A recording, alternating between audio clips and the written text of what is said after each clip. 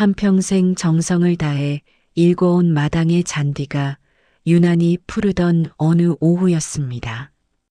박선임 씨는 툇마루에 앉아 정성스레 말려둔 고사리를 다듬고 있었죠. 바람에 실려온 흙내음이 코끝을 간지럽혔지만 그녀의 마음 한구석에는 왠지 모를 불안함이 안개처럼 피어오르고 있었습니다. 그때 담장 너머로 이웃집 여편네가 조심스럽게 다가와 선임 씨의 귀에 대고 믿기 힘든 말을 속삭였답니다. 남편 대호 씨가 읍내에 화려한 옷차림을 한 젊은 여자와 팔짱을 끼고 다닌다는 소문이었죠. 선임 씨는 쥐고 있던 고사리를 바닥에 떨어뜨렸지만 겉으로는 아무런 내색도 하지 않았습니다. 그저 가늘게 떨리는 손끝을 치마폭 아래로 숨기며 멀리 보이는 산등성이만 멍하니 바라보았을 뿐입니다. 30살의 대호 씨를 만나 꼬박 35년을 그림자처럼 살며 일군 가정이었습니다. 남편의 구멍난 양말을 깁고 자식들 뒷바라지에 손마디가 굵어지는 줄도 모르고 달려온 세월이었죠.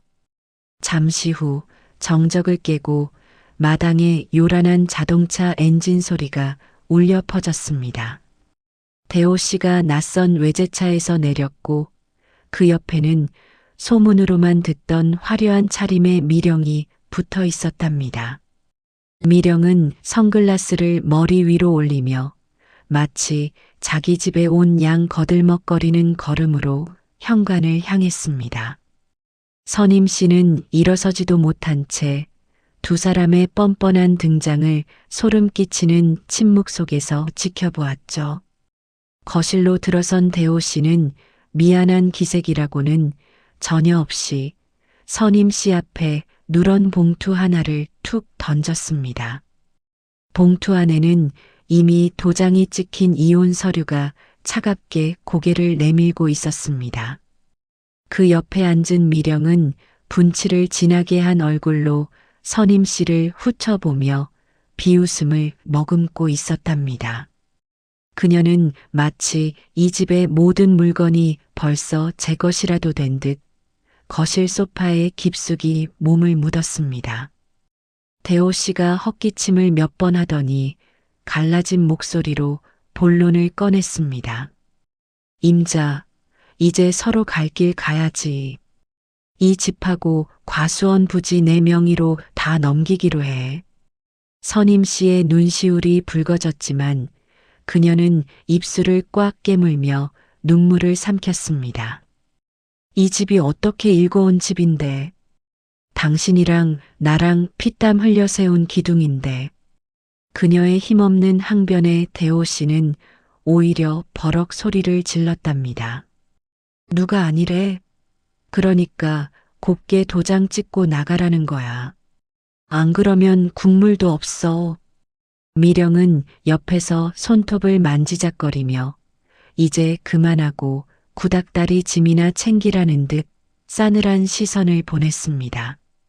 대호 씨의 협박 섞인 요구는 선임 씨의 가슴에 날카로운 칼날이 되어 박혔죠. 집 밖에서는 소문을 듣고 모여든 동네 사람들이 담장 너머로 목을 빼고 있었습니다. 아이고, 저 불쌍한 선임 씨 어쩌나. 대호 영감이 노망이 났지. 저럴 수가 있나. 사람들의 수군거림이 바람을 타고 거실 안까지 스며들었지만 대호 씨는 눈 하나 깜짝하지 않았습니다.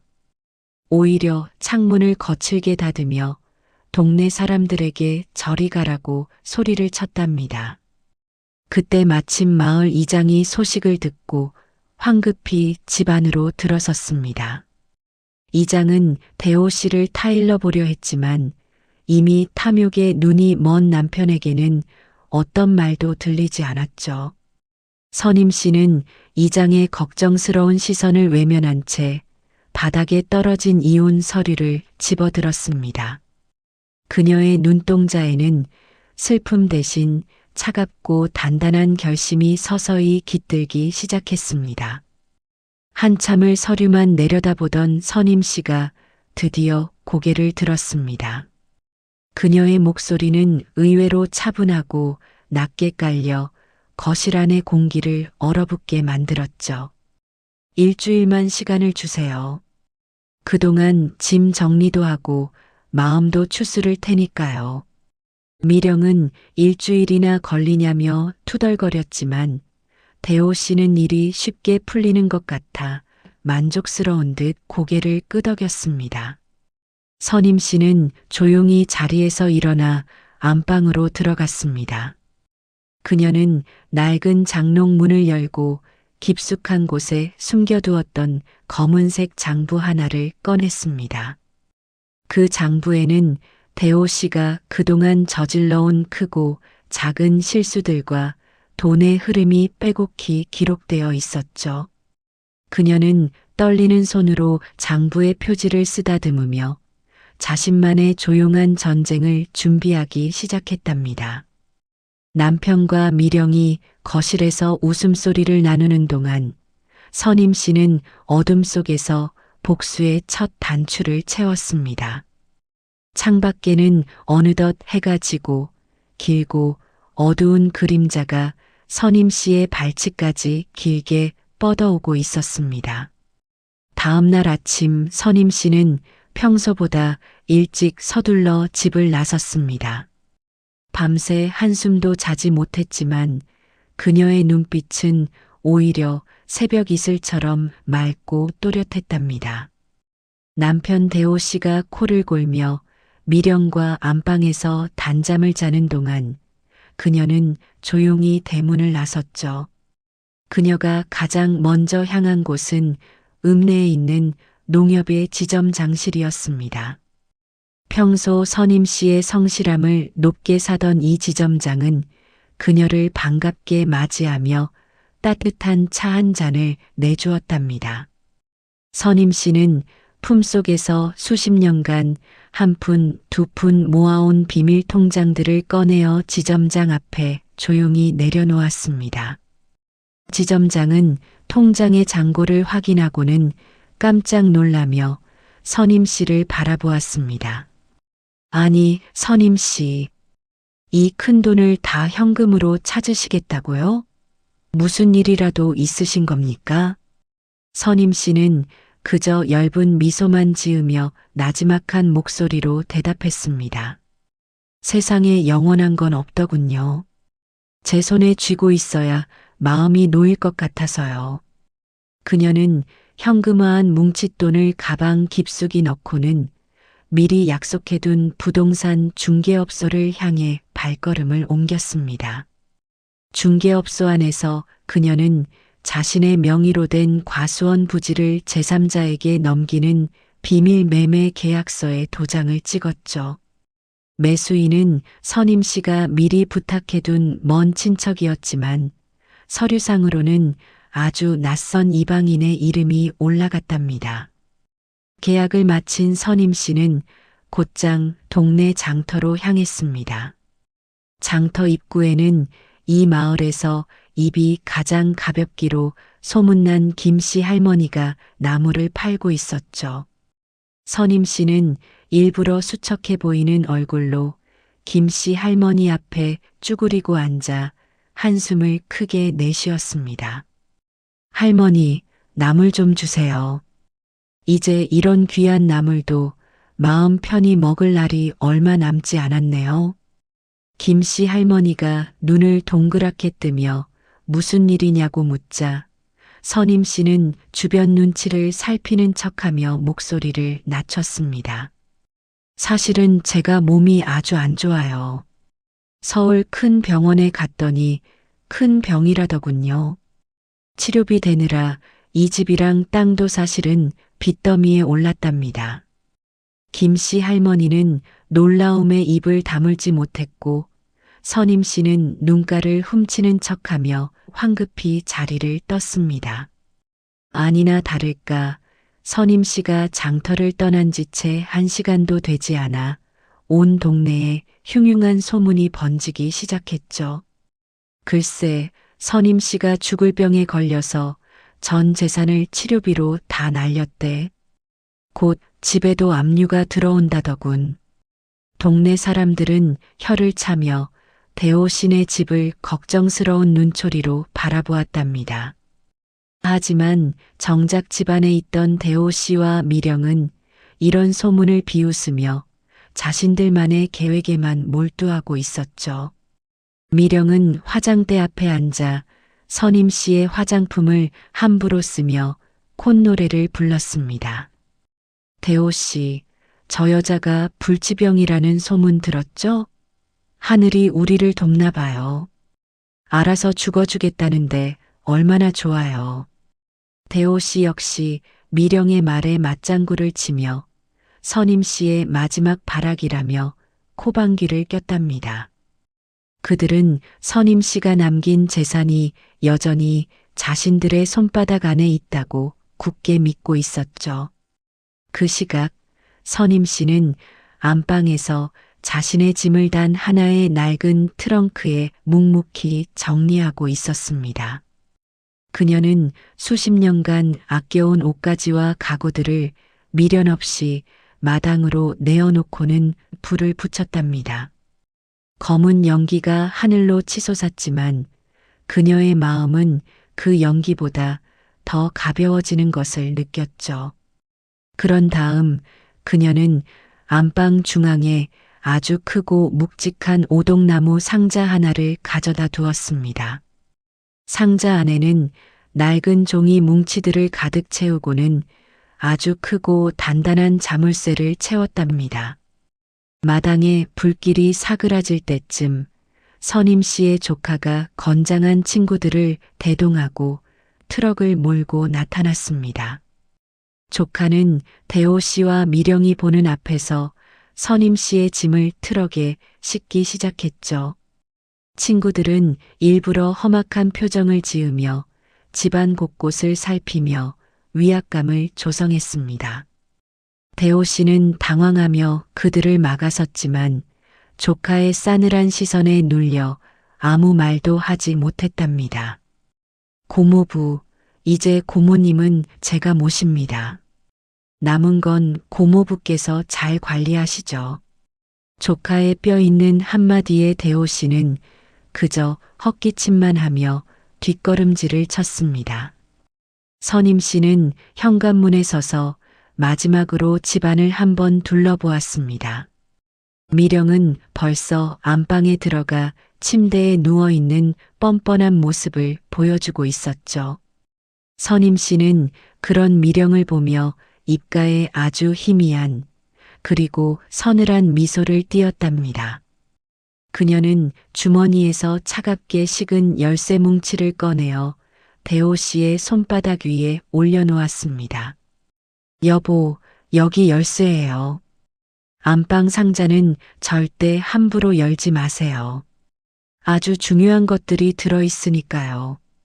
선임 씨는 그 말을 남기고는 조카의 트럭 조수석에 올라탔습니다. 트럭이 먼지를 일으키며 마을길을 따라 멀어질 때까지 선임 씨는 뒤도 돌아보지 않았습니다. 대호 씨는 손바닥 위에 놓인 열쇠 뭉치를 만지작거리며 왠지 모를 불안감에 휩싸였죠. 하지만 옆에서 미령이 이제 정말 우리 세상이에요. 라며 소리를 지르자 불안함은 금세 탐욕으로 바뀌었답니다. 마을 사람들은 멀어지는 트럭을 보며 선임 씨의 기구한 운명을 동정하며 수군거렸습니다. 하지만 그들은 알지 못했습니다. 그 트럭 안에서 선임 씨가 그 어느 때보다 편안한 표정으로 창밖의 풍경을 감상하고 있었다는 것을요. 그녀의 머릿속에는 이제 곧 시작될 탐욕의 몰락이 생생하게 그려지고 있었답니다. 하늘은 맑았지만 대호 씨가 차지한 그 집 위로는 거대한 먹구름이 서서히 몰려오고 있었습니다. 선임 씨가 떠난 집안은 마치 폭풍이 휩쓸고 지나간 듯한 정적 속에 잠겼습니다. 하지만 그 정적은 그리 오래가지 않았죠. 짐을 실은 트럭의 뒷모습이 시야에서 완전히 사라지기도 전에 대호 씨와 미령은 전리품을 챙기는 병사들처럼 집안 구석구석을 뒤지기 시작했습니다. 대호 씨, 저 여자가 뭘 숨겨놓았을지 몰라요. 빨리 안방부터 확인해 봐요. 미령의 최근에 대호 씨는 보물창고라도 여는 사람 마냥 흥분된 표정으로 안방 문을 벌컥 열어젖혔습니다. 그들의 눈에 가장 먼저 들어온 것은 선임 씨가 방 한가운데 덩그러니 남겨둔 묵직한 오동나무 상자였답니다. 상자 위에는 예스러운 무늬의 자물쇠가 굳게 채워져 있어 묘한 신비감마저 풍기고 있었죠. 대호 씨는 침을 꿀꺽 삼키며 상자 주위를 맴돌았습니다. 이게 보통 무게가 아닌데 분명 금괴나 땅 문서 같은 게 들어있을 거야. 탐욕에 번들거리는 그의 눈에는 이미 상자 안의 보물들이 보석처럼 빛나고 있는 듯 했습니다. 미령 역시 상자를 쓰다듬으며 벌써부터 그 돈으로 쇼핑할 생각에 입꼬리를 실룩거렸죠. 하지만 상자의 열쇠는 선임 씨가 주었음에도 불구하고 대호 씨는 왠지 모를 두려움에 선뜻 자물쇠를 열지 못했답니다. 그때였습니다. 마당 쪽에서 거칠게 대문을 걷어차는 소리와 함께 험악한 고함이 들려왔습니다. 박선임, 안에 있는 거 다 알아. 당장 안 나와? 검은 양복을 입고 문신이 살짝 비치는 사내들이 마당으로 들이닥치자 대호 씨는 소스라치게 놀라며 거실로 뛰어나갔죠. 그들은 선임 씨의 조카에게 미리 부탁받은 연기자들이었지만 영문을 모르는 대호 씨에게는 저승사자보다 더 무서운 사채업자들로 보였답니다.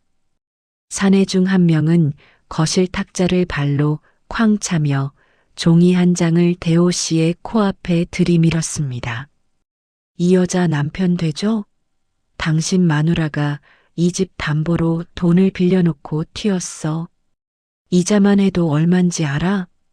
대호 씨는 사시나무 떨듯 떨며 사채업자의 손에 들린 서류를 쳐다보았습니다. 서류에는 선임 씨의 인감 도장과 함께 어마어마한 금액의 채무 사실이 기록되어 있었죠. 미령은 방 안에서 이 소리를 듣고 안색이 흑빛으로 변해 문틈으로 밖을 살피기 시작했습니다. 아니, 그럴 리가 없습니다. 내 마누라는 평생 빚 한 번 안 지고 산 사람이에요. 대호 씨의 절규에 사채업자는 코웃음을 치며 집안의 가구들에 붉은 압류 딱지를 붙이는 신용을 했답니다. 다급해진 대호 씨는 부들부들 떨리는 손으로 선임 씨에게 전화를 걸었습니다. 하지만 수화기 너머로는 고객의 전화기가 꺼져 있다는 차가운 기계음만 반복될 뿐이었죠. 전화를 끄는 대호 씨의 이마에는 식은 땀이 비 오듯 흘러내렸습니다. 미령은 사채업자들이 잠시 마당으로 나간 사이 대호 씨의 멱살을 잡고 소리를 낮춰 닥달했습니다. 어머, 대호 씨, 이게 무슨 일이에요? 재산은커녕 빚더미라니. 빨리 저 상자라도 열어서 뭐라도 챙겨야 할 거 아니에요? 빚에 대한 공포와 상자 안내용물에 대한 마지막 희망이 교차하며 두 사람의 눈은 미친 듯이 흔들렸답니다. 담장 밖에는 이미 동네 사람들이 모여들어 집안에서 일어나는 소동을 흥미진진하게 관람하고 있었습니다. 아이고, 선임 씨가 빚을 그렇게 졌대? 저 집도 곧 남의 손에 넘어가겠구먼. 사람들의 수군거림은 바람을 타고 대호 씨의 귀를 사정없이 핥히었습니다. 그때 정장을 단정하게 입은 부동산 중개인이 대문을 열고 들어와 대호 씨에게 서류 봉투 하나를 더 건넸습니다. 최대호 씨 되십니까? 이 집은 이미 일주일 전에 매각 절차가 끝나서 새로운 집주인이 내일부터 입주할 예정입니다. 중개인의 말은 대호 씨의 머리 위로 벼락이 떨어지는 것과 다름없었죠. 대호 씨는 자신이 금지옥엽처럼 품고 있던 명예 이전 서류를 꺼내어 중개인에게 보여주었습니다. 하지만 중개인은 그 서류를 쓱 훑어보더니 가련하다는 듯이 고개를 절레절레 저었답니다. 이건 증여계약서인데 조건부라서 선임 씨가 취소하면 바로 무효가 되는 겁니다. 이미 효력이 상실됐어요.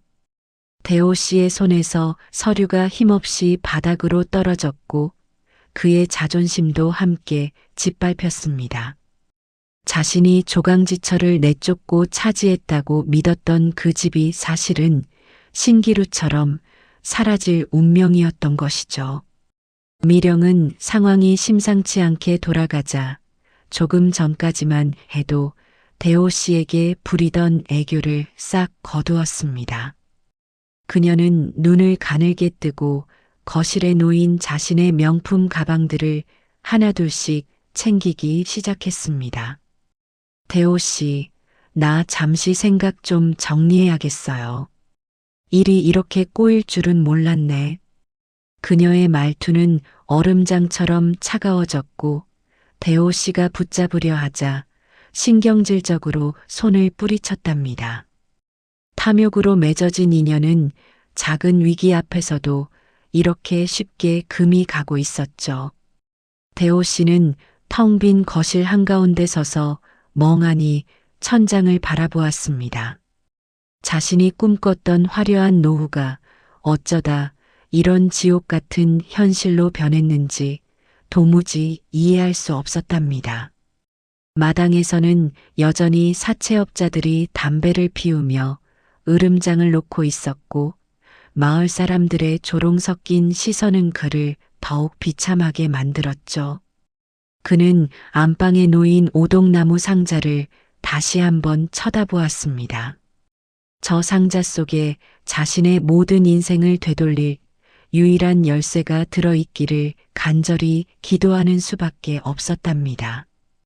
어느덧 해가 뉘엿뉘엿 저물어가며 집안에는 어둠이 짙게 깔리기 시작했습니다.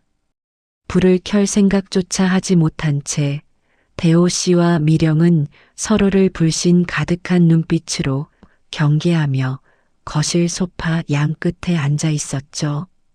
한때는 사랑이라 믿었던 탐욕의 불꽃이 이제는 서로를 태워버릴 독한 연기로 변해가고 있었습니다. 선임 씨가 던져놓은 미끼를 덥석 문 물고기처럼 그들은 이제 자신들의 운명이 어디로 흘러갈지 모른 채 깊은 수렁 속으로 빠져들고 있었답니다. 어두운 방 한 구석에서 오동나무 상자만이 그들의 몰락을 예견하듯 침묵을 지키고 있었습니다. 대호 씨는 며칠 동안 잠도 자지 못한 채 읍내를 미친 듯이 뒤지고 다녔답니다. 눈 밑은 휑하게 꺼지고 깔끔하게 다듬었던 턱수염은 지저분하게 자라나 그의 비참한 처지를 대변해주고 있었죠. 마침내 그는 선임 씨가 머물고 있다는 낡고 퇴락한 월세방 골목을 찾아냈습니다. 습한 곰팡이 냄새가 진동하는 좁은 복도를 지나 그는 선임 씨의 방문을 거칠게 두드렸답니다. 문이 열리자마자 대호 씨는 신발도 벗지 않은 채 방 안으로 들이닥쳐 고함을 지르기 시작했습니다. 박선임, 당신 제정신이야? 그 많은 돈 다 어디로 빼돌렸어? 당장 내놓으란 말이야. 그는 방 안의 낡은 가구들을 발로 차며 선임 씨를 위협했지만 선임 씨는 미동도 하지 않았죠. 선임 씨는 작은 찻상 앞에 정갈하게 앉아 김이 모락모락 나는 찻잔을 바라보고 있었습니다. 그녀의 얼굴은 폭풍우가 지나간 뒤의 호수처럼 너무나도 고요하고 평온했답니다. 대호 씨가 씩씩거리며 그녀의 멱살을 잡으려 할 때 선임 씨는 천천히 고개를 들어 남편의 눈을 똑바로 응시했습니다. 그녀의 눈빛에는 예전의 두려움이나 미련은 한 조각도 남아있지 않았고 오직 깊은 연민과 차가운 냉소만이 맴돌았죠. 선임 씨는 품속에서 작고 낡은 주머니 하나를 꺼내어 찻상 위에 조용히 내려놓았습니다.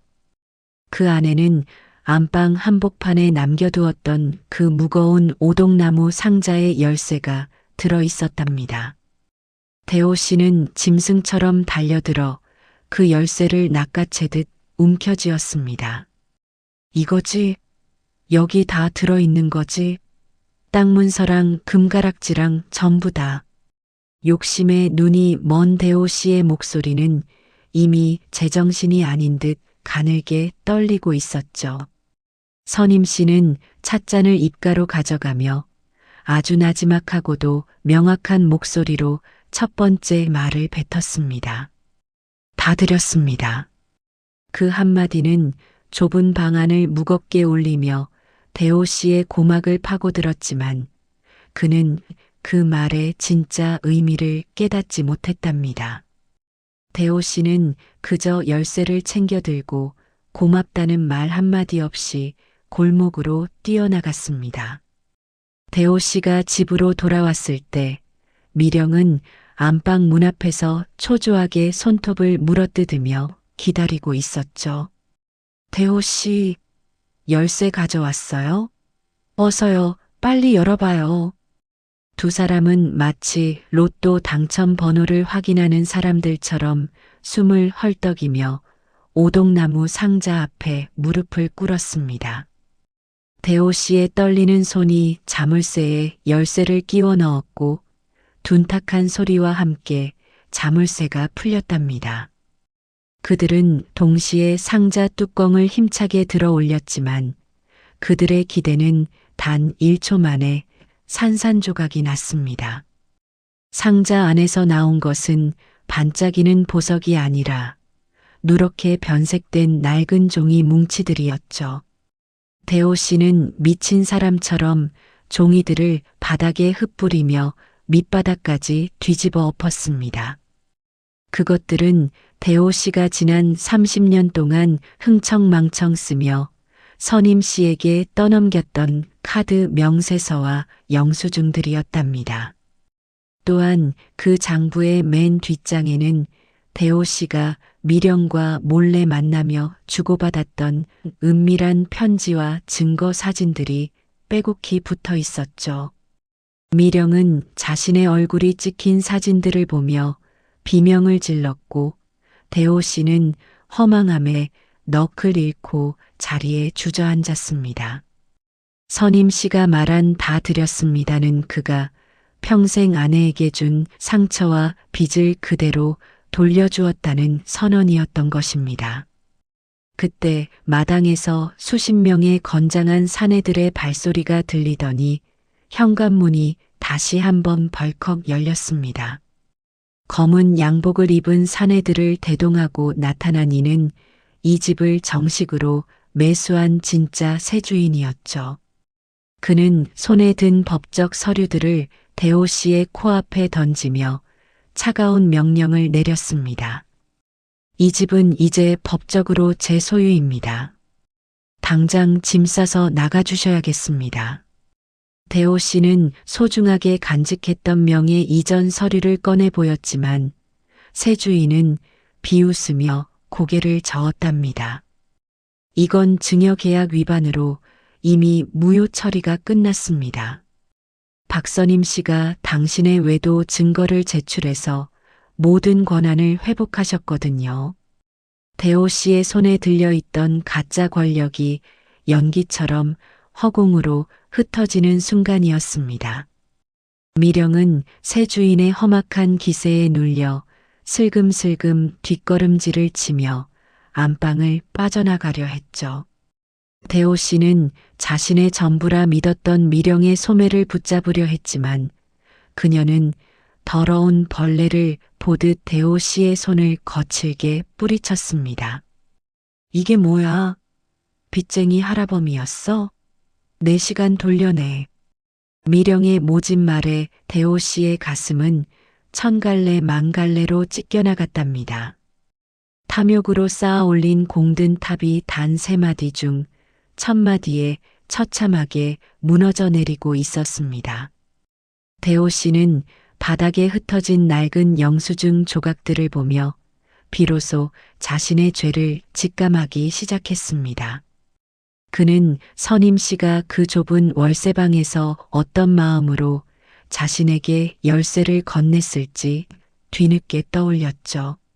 하지만 이미 엎질러진 물이었고 새 주인의 부하들은 대호 씨의 팔을 잡아 거실 밖으로 끌어내기 시작했습니다. 마당으로 끌려 나온 대호 씨의 등 뒤로 집안의 가구들이 하나둘씩 던져지는 소리가 들려왔습니다. 그는 차가운 시멘트 바닥에 엎드려 자신의 무능함과 어리석음을 통곡하며 바닥을 쳤답니다. 하늘에서는 그의 운명을 비웃기라도 하듯 검은 먹구름 사이로 비가 한 방울씩 떨어지기 시작했습니다. 집 마당은 이제 더 이상 아늑한 보금자리가 아닌 아수라장으로 변해버린 전쟁터와 같았습니다. 새 주인의 부하들이 거칠게 짐을 내던지는 소리가 들릴 때마다 대호 씨의 심장은 덜컥 내려앉았죠. 그때 사채업자로 변장했던 선임 씨의 조카가 다시 한번 대호 씨의 앞을 가로막고 섰습니다.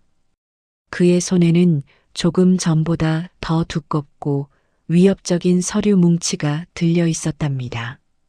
조카는 차가운 미소를 지으며 서류 한 장을 대호 씨의 코앞에 바짝 들이밀었습니다.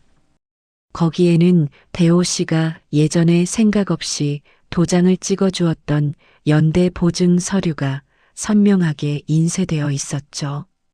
이보쇼, 최대호 씨. 당신 마누라가 빌린 돈, 보증인이 당신으로 되어 있네. 이제 이 집도 없으니 몸으로라도 떼어야 할 거야. 조카의 굵직한 목소리가 마당에 울려 퍼지자 옆에 서 있던 미령의 눈동자가 경악으로 뒤덮였습니다. 미령은 재산의 부스럭이라도 챙길 심산으로 버티고 있었지만 보증 채무라는 말에 사색이 되었답니다. 그녀는 더러운 오물이 묻은 옷을 털어내듯 대호 씨의 팔을 신경질적으로 밀쳐냈습니다. 대호 씨, 이게 다 무슨 소리예요? 보증이라니요. 당신 미쳤어? 왜 나한테 이런 지옥을 선물해? 미령의 안면은 분노와 공포로 일그러져 평소의 화사함은 간데없이 괴물처럼 변해버렸죠. 대호 씨는 억울함에 입을 벙긋거렸지만 이미 법적 서류라는 덫에 걸린 그에게는 아무런 변명도 통하지 않았습니다. 그는 자신의 탐욕이 부른 결과가 이렇게 처참한 빚더미로 돌아올 줄은 꿈에도 몰랐답니다. 마당 한편에서 이 모든 광경을 조용히 지켜보고 있던 선임 씨가 천천히 그들 앞으로 다가왔습니다. 선임 씨의 차림새는 이전보다 훨씬 우아하고 기품이 넘쳐 흘렀습니다. 그녀는 남편의 초라한 몰골을 보며 어떤 감정의 동요도 보이지 않는 서늘한 눈빛을 유지했죠. 대호 씨는 마치 구원자라도 만난 듯 선임 씨의 치맛자락을 잡으려 손을 뻗었답니다.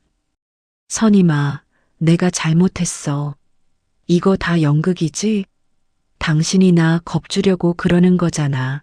그치? 절규하는 남편을 내려다보며 선임 씨는 찻잔을 내려놓듯 조용히 입술을 떼었습니다. 그녀의 입에서 흘러나온 두 번째 마디는 얼음장보다 더 차갑고 날카로웠죠. 빚만 남았습니다.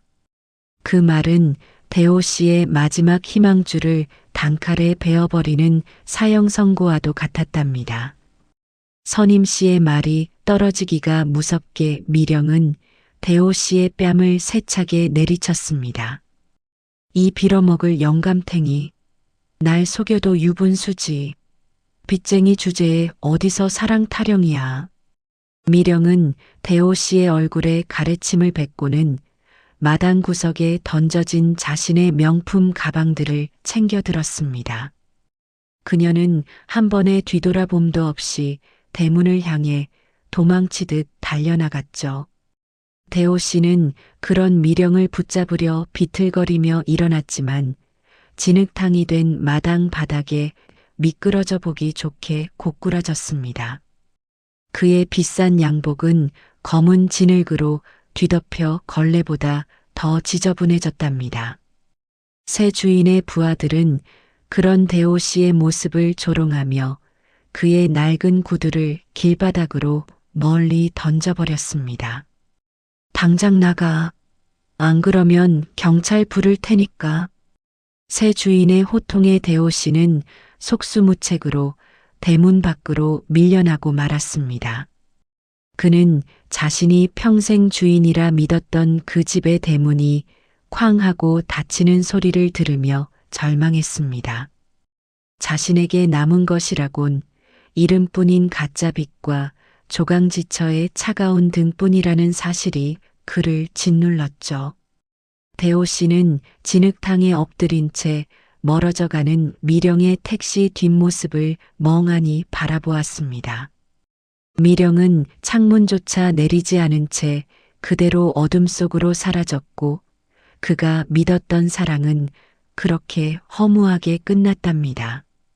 대호 씨는 비로소 선임 씨가 왜 그토록 평온하게 재산을 포기했는지 그 소름 끼치는 이유를 알게 되었죠. 선임 씨는 조카의 부축을 받으며 마당에 대기하고 있던 고급 승용차의 뒷좌석에 올랐습니다. 차 안의 따뜻한 조명 아래서 선임 씨는 창밖의 남편을 잠시 응시했습니다. 그녀의 눈빛에는 증오조차 정화된 후의 고요함만이 깃들어 있었답니다. 대호 씨는 차 문을 두드리며 살려달라고 애원했지만 차 유리는 그의 목소리를 단단히 차단했습니다. 매끄러운 엔진 소리와 함께 승용차는 서서히 움직여 대호 씨를 뒤로 하고 멀어져 갔습니다. 그는 빗물과 눈물이 범벅이 된 얼굴로 차의 뒷모습이 보이지 않을 때까지 바닥을 긁으며 통곡했죠. 밤 공기는 이제 뼈를 깎는 듯한 추위로 변해 대호 씨의 온몸을 파고들었습니다. 마을 사람들은 저마다 집 안으로 들어가 불을 끄고 커튼을 쳤답니다. 누구 하나 그를 불쌍히 여겨 따뜻한 방 한 칸을 내어주려 하지 않았죠. 그가 평소 자랑하던 인맥과 돈은 연기처럼 사라지고 오직 차가운 길바닥만이 그를 맞이했습니다. 대호 씨는 선임 씨가 건넨 그 장부의 마지막 장이 왜 자신과의 사진들이었는지 깨달았습니다. 그것은 추억의 기록이 아니라 그가 스스로 제 무덤을 판 죄목들의 목록이었던 것입니다. 대호 씨는 차가운 대문 앞에 기대어 앉아 어둠 속에서 홀로 떨었습니다. 그는 선임 씨가 말한 빚이 단순히 돈의 문제가 아니었음을 뒤늦게 절감하고 있었죠. 그것은 평생 그를 믿어준 아내의 세월을 훔친 대가이자 가정을 기만한 영혼의 빚이었습니다. 멀리서 들려오는 개 짖는 소리조차 그를 비웃는 것처럼 느껴지는 처참한 밤이었습니다. 선임 씨를 태운 차의 붉은 미등이 언덕 너머로 사라지는 순간 대호 씨의 세계는 완전한 암흑 속으로 침잠했습니다. 그는 이제 자신이 무엇을 위해 살아왔는지조차 잊어버린 채 차가운 빛 속에서 서서히 무너져 가고 있었답니다. 집에서 쫓겨난 대호 씨의 삶은 그야말로 나락으로 떨어지는 돌덩이와 같았습니다. 그는 며칠 동안 읍내 기차역 대합실과 공원 벤치를 전전하며 노숙 생활을 이어갔답니다. 입고 있던 양복은 이미 진흙과 먼지로 뒤덮여 형체를 알아보기 힘들 정도가 되었고 세수조차 하지 못한 얼굴은 검게 그을려 있었죠. 그는 혹시나 하는 마음에 미령에게 수백 번도 넘게 전화를 걸었지만 돌아오는 것은 없는 번호라는 차가운 안내 음성뿐이었습니다. 미령은 대호 씨가 빈털터리가 되자마자 번호를 바꾸고 흔적도 없이 사라져버린 것이었죠. 대호 씨는 그제야 자신이 믿었던 사랑이 돈이라는 모래 위에 세워진 신기루였음을 깨닫고 가슴을 쳤답니다. 배고픔과 추위에 지친 대호 씨는 염치불구하고 예전 마을로 돌아와 사람들에게 도움을 청했습니다. 하지만 담장 너머로 그를 보던 동네 사람들은 약속이라도 한 듯 시선을 피하며 대문을 걸어 잠갔답니다. 아이고, 저 양반 아직도 저러고 다니나. 조강 지쳐버릴 때 알아봤어야지. 사람들의 차가운 비난은 대호 씨의 마음에 비수처럼 꽂혔고 그는 누구에게도 밥 한 술 얻어먹지 못한 채 길바닥에 주저앉았습니다. 그는 마지막 희망으로 선임 씨가 머물던 그 낡은 월세방 골목을 다시 찾아갔죠. 하지만 그곳 역시 문은 굳게 닫혀 있었고 집주인은 선임 씨가 이미 짐을 빼서 떠났다는 소식만 전해주었답니다. 허망하게 발길을 돌리던 대호 씨는 우연히 마을 입구에서 이장님을 마주쳤습니다. 이장님은 초라해진 대호 씨의 몰골을 보며 깊은 한숨을 내쉬더니 쯧쯧 혀를 찼답니다. 대호 씨, 대체 어쩌다 이 지경이 됐소? 선임 씨는 이제 아주 잘 살고 있다던데. 대호 씨가 억울한 듯 선임 씨의 빚과 병에 대해 묻자 이장님은 기가 찬다는 듯 껄껄 웃음을 터뜨렸죠. 아니, 이 사람아. 선임 씨가 무슨 병이 있고 빚이 있단 말이오?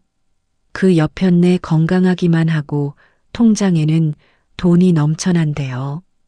그제야 대호 씨의 머릿속에는 번개가 치듯 모든 진실이 선명하게 떠오르기 시작했습니다. 선임 씨가 말했던 죽을 병도 집을 담보로 빌렸다는 사채도 모두 대호 씨의 욕심을 건드리기 위한 연극이었던 것이죠. 그녀는 대호 씨가 미령에게 눈이 멀어 재산을 탐낼 것을 정확히 꿰뚫어 보고 판을 짰던 것입니다. 대호 씨는 자신이 똑똑하다고 믿었지만 사실은 아내가 파놓은 함정 속으로 제 발로 걸어 들어간 꼴이었습니다. 그는 배신감보다 더 큰 자괴감에 몸을 떨며 선임 씨가 새로 이사했다는 전원주택의 주소를 이장님에게 물어냈습니다. 어떻게든 아내를 만나 무릎을 꿇고 빌든 따지든 해야겠다는 생각뿐이었죠. 대호 씨가 천신만고 끝에 찾아간 선임 씨의 새 집은 마을 외곽 언덕 위에 세워진 으리으리한 저택이었습니다. 높은 대문과 세련된 담장 너머로 잘 가꾸어진 정원이 한눈에 들어왔답니다. 대호 씨는 그 집 앞에 서서 자신의 너덜너덜한 행색을 내려다보며 심한 모멸감을 느꼈습니다. 마당 안쪽에서는 선임 씨의 조카 일가족이 모여 웃음꽃을 피우며 바비큐 파티를 즐기고 있었죠. 고기 굽는 맛있는 냄새가 담장 밖까지 흘러나와 대호 씨의 빈속을 쓰리게 긁어댔답니다. 선임 씨는 그 중심에서 화사한 옷을 입고 손주들의 재롱을 보며 세상에서 가장 행복한 미소를 짓고 있었습니다. 대호 씨는 차마 대문을 두드리지 못한 채 담벼락 아래에 쭈그리고 앉아 안을 들여다보았습니다. 불과 몇 주 전까지만 해도 저 행복의 자리는 자신의 것이었을지도 모른다는 생각에 눈물이 왈칵 쏟아졌죠. 하지만 지금의 그는 정원의 꽃나무 한 그루보다 못한 처참한 노숙자 신세일 뿐이었습니다. 갑자기 하늘이 어두워지더니 후둑후둑 빗방울이 떨어지기 시작했습니다. 대호 씨는 피할 곳도 마땅치 않아 저택의 처마 밑으로 몸을 바짝 붙이며 비를 피했답니다. 차가운 빗물이 온몸을 적시자 그는 이가 덜덜 떨리는 추위를 견디며 선임 씨가 나오기만을 기다렸습니다. 하지만 집안의 웃음소리는 그칠 줄 몰랐고 대호 씨의 처량한 처지는 더욱 대비되어 비참해졌죠.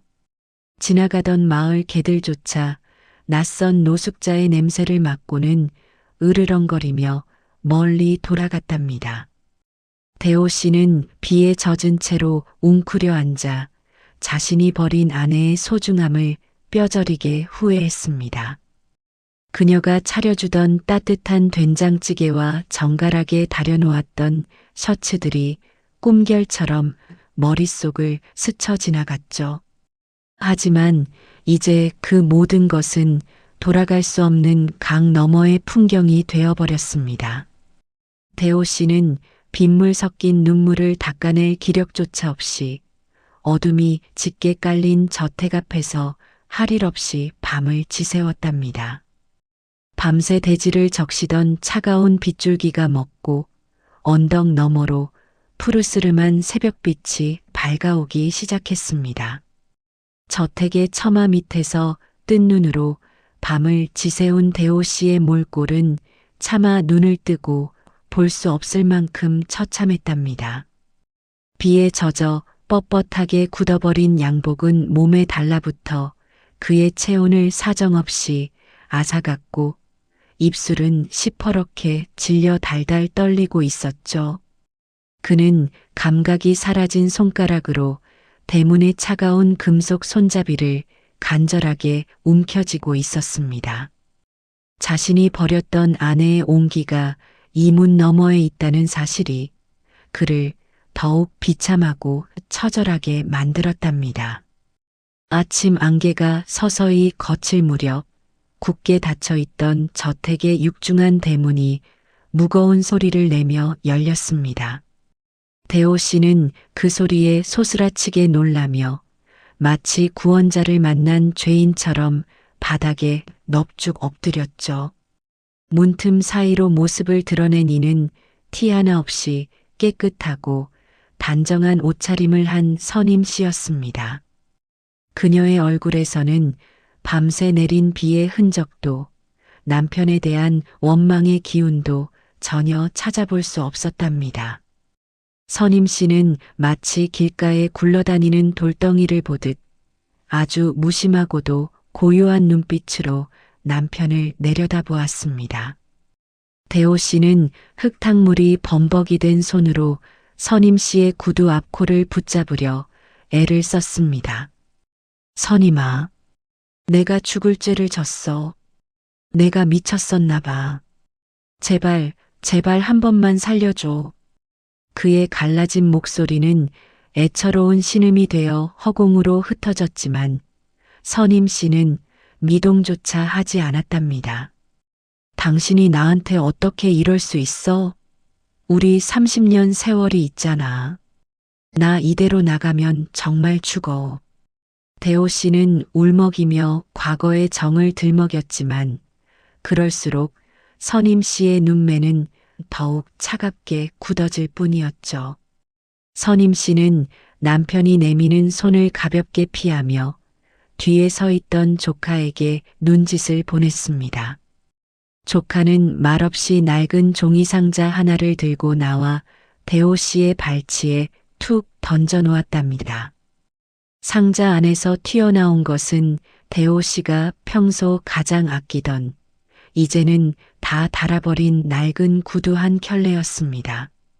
그것은 대호 씨가 집을 나갈 때 신고 나갔던 그리고 선임 씨가 매일 아침 정성껏 닦아주던 바로 그 구두였죠. 선임 씨는 그 구두를 물끄러미 바라보다가 드디어 이 모든 전쟁을 끝낼 마지막 한마디를 준비했습니다. 그녀는 천천히 허리를 숙여 남편과 눈을 맞추었지만 그 안에는 따스한 온정 대신 서늘한 작별의 인사만이 담겨 있었답니다. 선임 씨는 단호하면서도 흔들림 없는 목소리로 세 번째 말을 뱉었습니다. 어서 가보세요. 그 말은 단순히 나가라는 명령이 아니라 이제 당신과 나의 인연은 이 세상 어디에도 존재하지 않는다는 최종 선언이었죠. 대호 씨는 그 짧은 네 마디가 가슴에 박히자 마치 심장이 멈춘 듯한 충격에 휩싸여 멍하니 입을 벌렸습니다. 그는 아내의 눈에서 자신이 돌아갈 자리가 단 한 뼘도 남아있지 않음을 비로소 깨닫게 된 것입니다. 대호 씨는 마지막 힘을 짜내어 아내의 바짓가랑이를 붙잡으려 했지만 조카들이 앞을 가로막으며 그를 멀리 밀쳐냈습니다. 고모님 말씀 안 들리십니까? 이제 남남이니 갈 길 가시라는 말입니다. 조카들의 위압적인 태도에 대호 씨는 비틀거리며 뒤로 넘어져 언덕길 아래로 꿀사납게 굴러떨어졌답니다. 그는 진흙탕 바닥에 얼굴을 박은 채 자신을 밀어낸 저택의 높은 담벼락을 올려다보며 통곡했습니다. 선임 씨는 남편의 울음소리를 뒤로하고 차분하게 대문을 닫으며 뒤돌아섰죠. 무거운 대문이 닫히는 소리는 마치 대호 씨의 인생에 내려진 마지막 막 내림 소리와도 같았습니다. 대호 씨는 빗물에 젖은 낡은 구두 한 켤레를 가슴에 안고 정처 없이 언덕길을 걸어 내려가기 시작했습니다. 그의 등 뒤로 펼쳐진 선임 씨의 저택은 아침 햇살을 받아 눈부시게 빛나고 있었지만 그에게는 닿을 수 없는 별천지였답니다. 길가에 핀 이름 모를 들꽃조차 자신을 비웃는 것 같아 그는 고개를 숙인 채 끊임없이 눈물을 쏟아냈습니다. 자신이 버렸던 아내의 지혜와 인내가 어떻게 이토록 단단한 성벽이 되어 돌아왔는지 그는 이제야 뼈저리게 느끼고 있었죠. 하지만 때는 이미 늦었고 그에게 남은 것은 오직 차가운 길바닥과 가슴을 후비는 후회뿐이었습니다. 언덕 아래에 도착한 대호 씨는 잠시 멈춰서서 자신이 살던 마을 쪽을 바라보았습니다. 멀리서 밥 짓는 연기가 피어오르는 평화로운 풍경이 보였지만 이제 그 연기 속에 대호 씨의 자리는 없었답니다. 그는 자신이 내뱉었던 모진 말들과 미련과 나누었던 탐욕스러운 웃음들이 얼마나 허망한 것이었는지 절감했습니다. 세 마디 말에 자신의 모든 것이 무너져 내린 이 기막힌 현실 앞에서 그는 비로소 조강지처의 무서움을 실감했죠. 대호 씨는 힘없는 발걸음으로 안개 자욱한 안갯길 속으로 서서히 사라져갔습니다. 선임 씨는 저택의 거실 창가에 서서 멀어지는 남편의 뒷모습을 조용히 지켜보았습니다. 그녀의 손에는 여전히 따뜻한 찻잔이 들려 있었고 얼굴에는 기묘한 해방감이 서려 있었답니다. 평생을 억눌려 살았던 시간들이 주마등처럼 스쳐 지나갔지만 이제 그녀의 마음은 그 어느 때보다 가볍고 자유로웠죠. 그녀는 찻잔을 내려놓으며 나지막이 한숨을 내쉬고는 다시는 뒤돌아보지 않겠다는 듯 커튼을 쳤습니다. 그녀에게 있어 대호 씨는 이제 기억의 저편으로 밀려난 한 조각 낡은 사진에 불과했습니다. 마당에는 어느덧 아침 새들이 지저귀며 새로운 하루를 알리고 있었습니다. 선임 씨는 정원으로 나가 자신이 직접 심은 꽃나무들의 잎사귀에 맺힌 빗방울을 조심스레 닦아주었답니다. 이제 그녀의 인생에는 누구의 간섭도, 누구의 배신도 없는 오직 자신만의 평화로운 시간만이 가득할 것이었죠. 대호 씨가 떠난 자리에는 차가운 빗물만이 고여 있었지만 선임 씨가 밟고 서 있는 땅은 그 어느 때보다 단단하고 따뜻했습니다. 이렇게 조강지처의 처절하고도 위대한 승리는 조용하지만 강렬하게 완성되어 가고 있었습니다. 계절은 어느덧 바뀌어 마을 어귀의 감나무에는 주홍빛 가을이 가득 내려앉았습니다. 폭풍우가 몰아치던 그 여름의 소동은 이제 사람들의 기억 속에서 희미한 옛날 이야기가 되어버렸죠. 마을 입구 작은 언덕 위에는 지혜로운 찻집이라는 소박한 간판을 내건 작은 찻집 하나가 문을 열었습니다. 은은한 대추차 향기가 바람을 타고 번지는 그곳은 바로 박선임 씨가 새로 일궈낸 그녀만의 작은 왕국이었답니다. 선임 씨는 정갈한 개량 한복을 차려입고 창가로 들어오는 따스한 가을 햇살을 맞으며 찻잔을 닦고 있었습니다. 그녀의 얼굴에서는 예전의 고단함이나 슬픔은 눈 씻고 찾아볼 수 없었고 오직 깊은 평온함만이 잔잔한 미소로 머물러 있었죠. 찻집은 문을 연 지 얼마 되지 않아 입소문을 타고 동네 사람들의 사랑방이 되었답니다. 마을 사람들은 차 한 잔의 여유를 즐기러 오기도 했지만 사실은 선임 씨의 지혜로운 조언을 듣고 싶어 발걸음을 재촉했습니다. 살다 보면 마주하게 되는 수많은 갈등과 고민을 그녀는 마치 남의 일인 듯 차분하게 하지만 가슴 깊이 파고드는 통찰력으로 풀어주곤 했거든요. 선임 씨는 찻집에서 얻은 수익금의 일부를 꼬박꼬박 모아 마을의 홀몸 노인들을 위한 기금으로 기부하기 시작했습니다. 그녀의 따뜻한 나눔은 마을 전체에 온기를 불어넣었고 사람들은 이제 그녀를 우리 마을의 보배라고 부르며 존경의 눈길을 보냈답니다. 한편 같은 시각 읍내에서 조금 떨어진 대규모 건설 현장에서는 흙먼지를 뒤집어 쓴 채 무거운 자재를 나르는 한 남자가 있었습니다. 한때 양반처럼 뒷짐지고 마을을 호령하던 최대호 씨는 이제 일용직 노동자의 신세가 되어 하루하루를 버텨내고 있었죠. 거칠어진 손마디와 굽어버린 등은 그가 겪어온 혹독한 몰락의 시간을 고스란히 보여주는 듯 했습니다. 점심시간이 되자 대호 씨는 그늘 한 구석에 앉아 편의점에서 사온 차가운 도시락을 꺼내 들었습니다. 딱딱하게 굳은 밥알을 씹으며 그는 자신도 모르게 뜨거운 눈물을 떨구고 말았답니다. 선임 씨가 매일 아침 정성껏 끓여주던 구수한 된장찌개와 갓 지은 하얀 쌀밥이 사무치게 그리워졌기 때문이었죠. 그는 이제야 깨달았습니다. 자신이 버렸던 것이 단순히 늙은 아내가 아니라 자신의 인생을 지탱해주던 유일한 주춧돌이었다는 사실을요. 그때 현장 식당의 낡은 텔레비전에서는 다른 도시에서 발생한 거액의 혼인 빙자 사기 사건 뉴스가 흘러나왔습니다. 화면 속에서 포승줄에 묶인 채 얼굴을 가리고 연행되는 여자는 다름 아닌 미령이었습니다.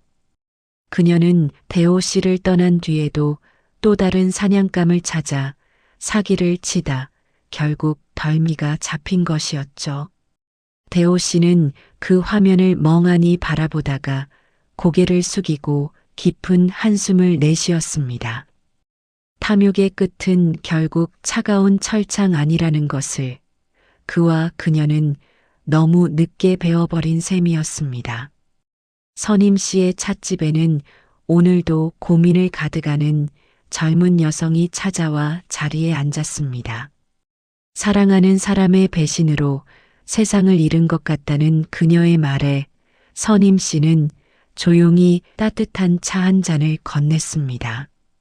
선임 씨는 차분한 눈빛으로 그녀를 바라보며 자신의 인생을 관통했던 마지막 가르침을 전해주었죠. 세댁, 인생은 말로 하는 게 아니라 행동으로 보여주는 거예요.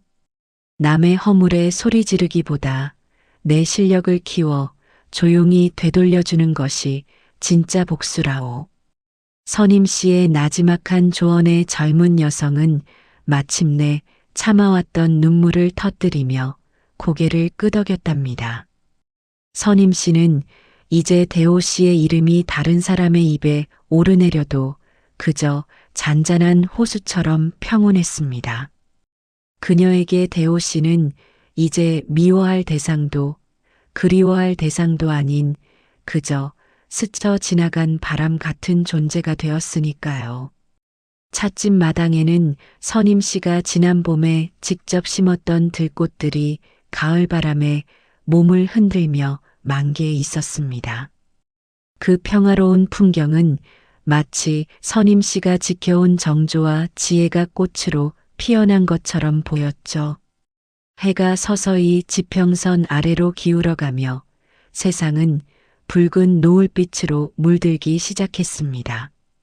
선임 씨는 찻집 문을 잠그고 마당 의자에 앉아지는 해를 가만히 바라보았습니다. 누구에게도 얽매이지 않고 누구의 눈치도 보지 않는 오직 자신만의 고요한 시간이었답니다. 그녀는 깊게 숨을 들이마시며 가슴속 깊은 곳까지 스며드는 자유의 향기를 만끽했습니다. 30년이 넘는 세월 동안 타인을 위해 희생하며 살아온 대가가 이토록 달콤한 자유로 돌아올 줄은 미처 몰랐죠. 그녀의 머리 위로 이름 모를 새 한 마리가 지저귀며 하늘 높이 날아올랐습니다. 선임 씨는 그 새의 날갯짓을 보며 아주 오랜만에 소리내어 밝게 웃음을 터뜨렸습니다. 그 웃음소리는 가을바람을 타고 언덕 아래 마을까지 평화롭게 울려 퍼졌답니다. 이제 그녀의 인생 이막은 더 이상 눈물도 배신도 없는 오직 축복의 길만이 펼쳐질 것이 분명했습니다. 조강지처의 처절한 복수는 그렇게 가장 우아하고 평온한 모습으로 완성되어 가고 있었습니다. 세 마디 말로 모든 것을 되돌린 그녀의 지혜는 후세 사람들에게 길이길이 전해질 전설이 되었죠. 노을이 지고 어둠이 깔려도 그녀의 마음속에는 언제나 꺼지지 않는 등불 하나가 밝게 켜져 있었습니다. 박선임 씨의 진정한 자유는 이제부터가 시작이었습니다. 그녀는 조용히 찻잔을 내려놓으며 자신에게 주어진 소중한 인생을 향해 감사한 인사를 건넸답니다.